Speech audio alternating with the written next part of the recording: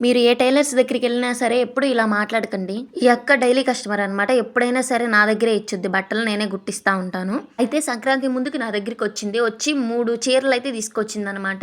2 అయితే నేను కుట్టేసాను. ఇంకోటేమనిందంటే, "ఇప్పుడేం అంత అర్జెంట్ లేదులే. నిదానంగా నీకు వీలున్నప్పుడు కుట్టి" అని చెప్పింది. పాపం మా అక్క నిదానంగా అన్న పాపానికి 3 నెలలైతే ఉంచేసా అనమాట. మరీ అంత అర్జెంట్ ఏం లేదులే అని వేరే అయితే స్టిచ్చింగ్ చేస్తూ ఉన్నాననమాట. ఇంక ఈ మధ్య అక్క కాల్ చేస్తుంది కుట్టు, కుట్టు అని చెప్పి ఇంక సర్లే కుడదామని చెప్పి ఈరోజైతే ఎక్కాననమాట మిషను. ఇంక ఈరోజైతే లాంగ్ ఫ్రాక్ మొత్తం స్టిచ్ చేసేసా. మీరు గనక ఎప్పుడైనా సరే మిషన్ దగ్గరికెళ్తే మీ ఇష్టమండి నిదానంగా కుట్టండి అని ఇలాంటి మాటలైతే ఎప్పుడు మాట్లాడకండి. ఇలా మాట్లాడారంటే ఇంక అంతే ఏ 3 నెల్లో, సంవత్సరాలు కూడా అవుద్ది. ఇంక విషయానికొస్తే ఈ శారీ అక్క ఒకసారి 2 సార్లే కట్టుకుందంట. ఇంకొద్దు నాకు పాపకి కుట్టిచ్చు అని చెప్పింది.